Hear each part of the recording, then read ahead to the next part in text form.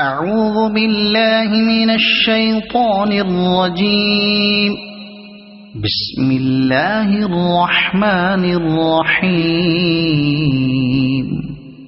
وَإِذِ اسْتَسْقَىٰ مُوسَىٰ لِقَوْمِهِ فَقُلْنَا اضْرِب بِّعَصَاكَ الْحَجَرَ فَانفَجَرَتْ مِنْهُ 12 عَيْنًا قَدْ عَلِمَ كُلُّ أُنَاسٍ مَّشْرَبَهُمْ كُلُوا وَاشْرَبُوا مِن رِّزْقِ اللَّهِ وَلَا تَعْثَوْا فِي الْأَرْضِ مُفْسِدِينَ وَإِذْ قُلْتُمْ يَا مُوسَىٰ لَن نَّصْبِرَ عَلَىٰ طَعَامٍ وَاحِدٍ فَادْعُ لَنَا رَبَّكَ يُخْرِجْ لَنَا مِمَّا تُنبِتُ الْأَرْضُ مِن بَقْلِهَا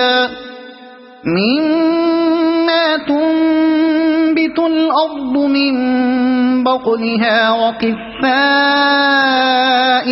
وَفُومِهَا وَعَدَسِهَا وَبَصَلِهَا قَالَ أَتَسْتَبْدِلُونَ الَّذِي هُوَ أَدْنَىٰ بِالَّذِي هُوَ خَيْرٌ اهْبِطُوا مِصْرًا فَإِنَّ لَكُم مَّا سَأَلْتُمْ وَضُرِبَتْ عَلَيْهِمُ الذِّلَّةُ وَالْمَسْكَنَةُ وَبَاءُوا بِغَضَبٍ مِّنَ اللَّهِ ذَلِكَ بِأَنَّهُمْ كَانُوا يَكْفُرُونَ بِآيَاتِ اللَّهِ وَيَقْتُلُونَ النَّبِيِّينَ بِغَيْرِ الْحَقِّ ذَلِكَ بِمَا عَصَوا وَكَانُوا يَعْتَدُونَ صدق اللہ العظیم۔ اللہ کے نام سے شروع جو بہت مہربان رحمت والا۔ سورۃ البقرہ ترجمہ 7واں رکوع۔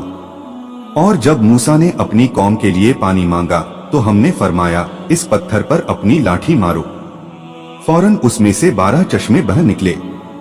ہر سموہ نے اپنا گھاٹ پہچان لیا، کھاؤ اور پیو خدا کا دیا، اور زمین میں فساد اٹھاتے نہ پھرو۔ اور جب تم نے کہا اے موسیٰ ہم سے تو ایک کھانے پر کبھی صبر نہ ہوگا، تو آپ اپنے رب سے دعا کیجئے کہ زمین کی اگائی ہوئی چیزیں ہمارے لیے نکالے، کچھ ساگ اور ککڑی اور گیہوں اور مسور اور پیاز۔ فرمایا کیا معمولی چیز کو بہتر کے بدلے مانگتے ہو؟ اچھا مصر یا کسی شہر میں اترو، وہاں تمہیں ملے گا جو تم نے مانگا۔ اور ان پر مقرر کر دی گئی خواری، ذلت اور ناداری یا دردرتا، اور خدا کے غضب میں لوٹے۔ یہ بدلہ تھا اس کا کہ وہ اللہ کی آیتوں کا انکار کرتے اور نبیوں کو ناحق شہید کرتے۔ یہ بدلہ ان کی نافرمانیوں اور حد سے بڑھنے کا۔ تفسیر سورہ بقرہ 7واں رکوع۔ جب بنی اسرائیل نے سفر میں پانی نہ پایا تو پیاس کی تیزی کی شکایت کی۔ حضرت موسیٰ کو حکم ہوا کہ اپنی لاٹھی پتھر پر ماریں۔ آپ کے پاس ایک چوکور پتھر تھا، جب پانی کی ضرورت ہوتی آپ اس پر اپنی لاٹھی مارتے، اس سے 12 چشمے جاری ہو جاتے اور سب پیاس بجھاتے۔ یہ بڑا معجزہ چمتکار ہے۔ لیکن نبیوں کے سردار صلی اللہ علیہ وسلم کی مبارک انگلیوں سے چشمے جاری فرما کر ایک بڑی جماعت کی پیاس اور دوسری ضرورتوں کو پورا فرمانا اس سے بہت بڑا اور اتم چمتکار ہے، کیونکہ منشیہ کے شریر کے کسی انگ سے پانی کی دھار پھوٹ نکلنا پتھر کے مقابلے میں زیادہ آشچریہ کی بات ہے۔ کھاجن و مدارک یعنی آسمانی کھانا من و سلوا کھاؤ، اور پتھر کے چشموں کا پانی پیو جو تمہیں اللہ کی کرپا سے بنا پریشرم اپلبدھ ہے۔ نعمتوں کے ذکر کے بعد بنی اسرائیل کی ایوگیتا، کم ہمتی اور نافرمانی کی کچھ گھٹنائیں بیان کی جاتی ہیں۔ بنی اسرائیل کی یہ ادا بھی بہت بے ادبی کی تھی کہ بڑے درجے والے ایک نبی کو نام لے کر پکارا، یا نبی یا رسول اللہ یا اور آدر کا شبد نہ کہا۔ فتح العزیز۔ جب نبیوں کا خالی نام لینا بے ادبی ہے تو ان کو معمولی آدمی اور ایلچی کہنا کس طرح گستاخی نہ ہوگا؟ نبیوں کے ذکر میں ذرا سی بھی بے ادبی ناجائز ہے۔ ایک کھانے سے ایک قسم کا کھانا مراد ہے۔ جب وہ اس پر بھی نہ مانے تو حضرت موسیٰ علیہ السلام نے اللہ کی بارگاہ میں دعا کی۔ حکم ہوا اہبتو اترو، मिस्र अरबी में शहर को भी कहते हैं। कोई शहर हो और खास शहर यानी मिस्र मूसा अलैहिस्सलाम का नाम भी है। यहाँ दोनों में से एक मुराद हो सकता है। कुछ का ख्याल है कि यहाँ खास शहर मुराद नहीं हो सकता, मगर यह ख्याल सही नहीं है। यानी साग, ककड़ी वगैरह, हालांकि इन चीजों की तलब गुनाह न थी, लेकिन मन्न व सलवा जैसी बेमेहनत की नेमत छोड़कर उनकी तरफ खींचना तुच्छ विचार है। हमेशा उन लोगों की तबीयत तुच्छ चीजों और बातों की तरफ खींची रही, और हजरत हारून और हजरत मूसा वगैरह बुजुर्गी वाले बुलंद हिम्मत नबियों के बाद बनी इस्राइल की बदनसीबी और कम हिम्मती पूरी तरह जाहिर हुई।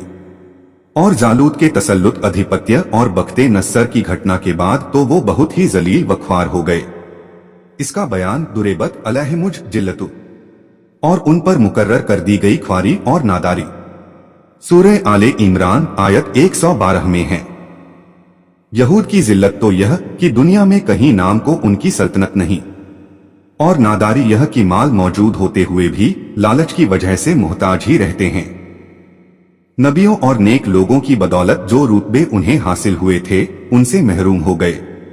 इस प्रकोप का कारण सिर्फ यही नहीं कि उन्होंने आसमानी गिजाओं के बदले जमीनी पैदावार की इच्छा की या उसी तरह और खताएं हो हजरत मूसा अलैहिस्सलाम के जमाने में उनसे हुई, बल्कि नबुव्वत के अहद से दूर होने और लंबा समय गुजरने से उनकी क्षमताएं बातिल हुई और निहायत बुरे कर्म और बड़े पाप उनसे हुए। ये उनकी जिल्लत और ख्वारी के कारण बने, जैसा कि उन्होंने हजरत जकरिया और हजरत यहया को शहीद किया, और ये कत्ल ऐसे नाहक थे जिनकी वजह खुद ये कातिल भी नहीं बता सकते। तर्जुमा और तफसीर कंजुल ईमान। अल्लाह की बारगाह में दुआ है कि अल्लाह अज्जल जल्ला हम सभी को कुरान और इस्लाम के मुताबिक जिंदगी गुजारने की तौफीक अता फरमाए, आमीन। और कोशिश कीजिएगा कुरान शरीफ को समझने की। वीडियो को सवाब की नीयत से आगे शेयर करें ताकि कयामत तक सदका ए जारिया का सवाब आपको भी मिलता रहे और ये आपके और मेरे हम सभी के निजात का जरिया बने। कुरान शरीफ की और ज्यादा मालूमात के लिए हमारे चैनल नसीम वॉइस सरखेज को सब्सक्राइब जरूर करें। इंशाअल्लाह मिलते हैं अगले वीडियो में। अल्लाह हाफिज।